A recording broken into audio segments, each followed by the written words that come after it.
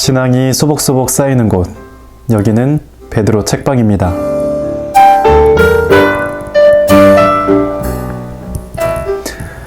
어느 신부님께서 본당 신자들한테 질문 하나를 하셨다고 합니다. 그 질문의 내용은 어떤 신부님이 가장 기억에 오래 남느냐고, 그것이 질문의 내용이었죠. 신부님의 물음에 신자들은 손을 드는 것으로 설문을 하게 되었다고 합니다. 그 결과 어떤 신부님이 가장 오랫동안 기억 속에 남는다고 대답했을까요? 대답은 이랬습니다. 신부님을 제일 오래 기억할 수 있는 건 강론을 잘하는 분도 아니었고 일을 잘하는 신부님도 아니었다고 합니다. 가장 오래 기억에 남는 것은 정이 많은 신부님이 가장 오랫동안 기억에 남는다고 대답을 했다고 합니다. 오늘 여러분과 함께 나눌 이 책 성당지기 이야기는 이처럼 신자들의 기억 속에 가장 오래도록 남아있을 그런 온정이 가득한 신부님의 이야기입니다. 온정을 다해서 교우들에게 다가가는 그런 영적인 아버지를 우리 교우분들은 모두가 원하는가 봅니다. 저자가 실명을 밝히지 않아서 그분의 성품과 그리고 그분의 삶을 대략적으로 저의 머릿속으로 그려보는 것에 그쳐야만 했는데요.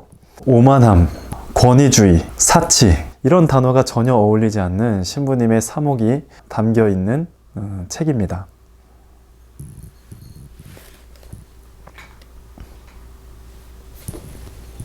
네, 신부님이 어떤 분이신지를 잘 알 수 있는 이야기 하나가 이 책에 등장합니다. 신부님이 무릎이 좋지 않으셔서 이 무릎 수술을 하게 되셨다고 합니다. 무릎을 수술하고 나니까 연쇄적으로 아파오는 곳이 바로 허리였다고 하죠. 이 허리가 아프고 신부님이 절뚝거리면서 길을 걸으니까 교우들이 그 모습이 보기가 너무 안타까웠던 모양입니다. 교우들이 큰 뜻을 모아서 신부님에게 돌침대를 선물해 주기로 결심합니다. 신부님은 과연 이 선물을 편하게 받으실 수 있을까? 이 결정을 차일피일 미루다가 신부님께서 병자성사를 하던 중에 이야기 하나를 들으시게 됩니다. 하느님의 집을 짓기 위해서 젊은 시절 청춘을 다 바쳐서 온 힘을 쏟으셨던 교우들의 이야기를 듣게 됩니다.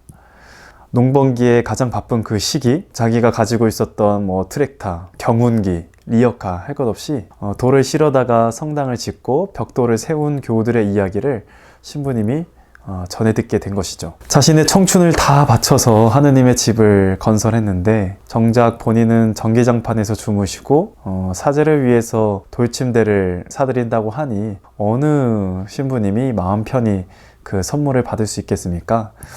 신부님께서는 교우들을 위해서 역으로 그들에게 이벤트를 마련하시게 됩니다. 젊은 시절의 부부 사랑 그리고 협조 정신, 헌신적인 마음을 가지고 하느님의 집을 지었기 때문에 신부님께서 생각해내신 이벤트는 바로 혼인 갱신식. 이 혼인 갱신식을 통해서 젊은 시절 청춘을 다 바쳤던 그 시기, 제대로 서로의 사랑을 이야기하고 나누지 못했던 그 시절로 신부님은 되돌아가게 하십니다. 예식 중에 참을 수 없이 쏟아지는 눈물을 흘리는 교우들을 보면서 신부님은 이런 말씀으로 회고하십니다. 교우들에게 돌침대를 받지는 않았지만 그러나 교우들의 사랑의 침대로 다음 부임지를 떠날 때까지 나는 편하게 그 침대에서 잤습니다. 신부님의 아름다운 마음이 돋보이는 구절이기도 합니다. 그 밖에도 신부님의 성품을 바라볼 수 있는 장면들이 굉장히 많습니다. 고해성사 중에 오히려 신자에게 되레 호통을 들어야만 했던 신부님, 그러나 겸손하게 자신의 모습을 반성하는 모습도 있죠.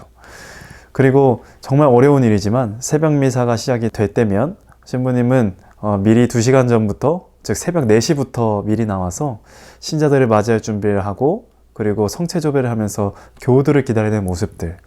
저는 그래서 생각을 해보게 되는 겁니다. 과연 어떤 체험이 신부님을 이토록 권위주의적인 모습에서 벗어나게 했을까?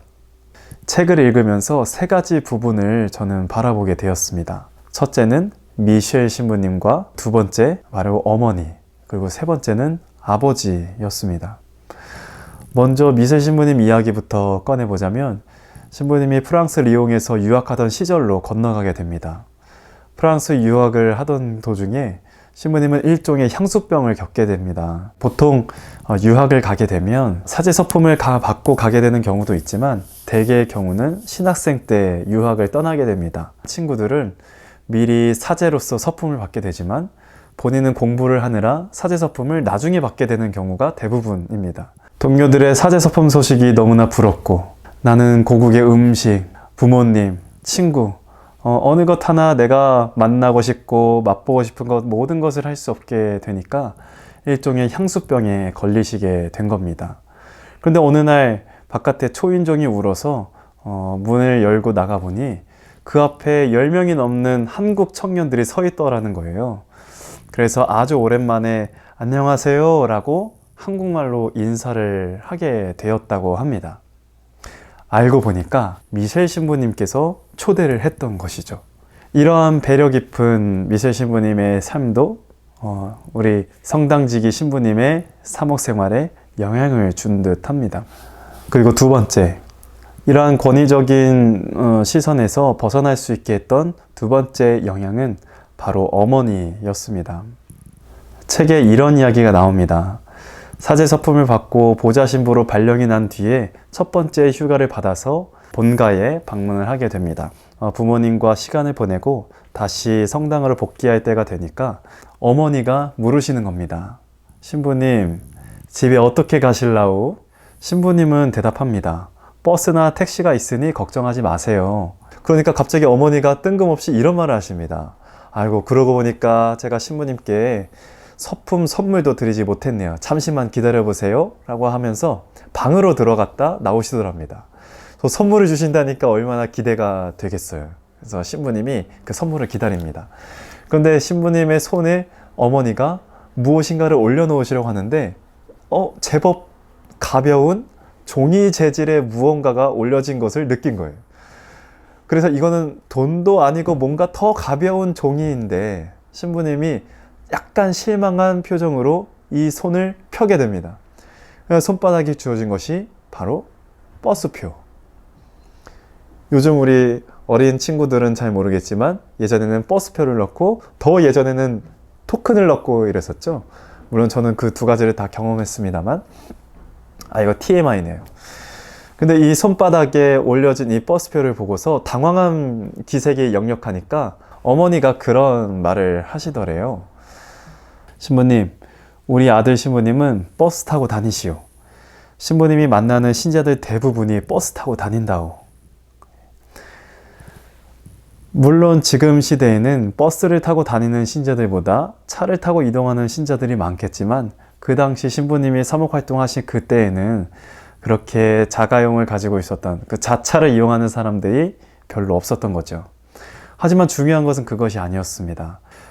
신부님에게 신신당부를 했던 어머니의 원래의 뜻은 사람들에게 신자들의 차를 얻어 타고 다니는 신부님들, 그리고 사치스러운 생활, 그리고 교우분들이 항상 귀한 것을 대접하려 하고 귀한 것을 선물하려 하기 때문에 그러한 것에 익숙해져서는 안 된다는 그러한 채찍이 담긴 말을 하나의 버스표라는 이 선물로 전해준 것이죠. 신부님은 이 이야기를 듣고서 내 삶이 나태해지거나 조금이나마 자신이 자만해지겠다 싶으면 바로 어머니께서 손에 들려주신 그 버스표를 떠올려 보곤 한다고 합니다. 이것이 신부님을 권위주의에서 멀어지게 했던 두 번째 영향이었던 것이죠. 세 번째, 신부님의 권위주의를 내려놓게 한 그 세 번째 영향은 바로 아버지십니다.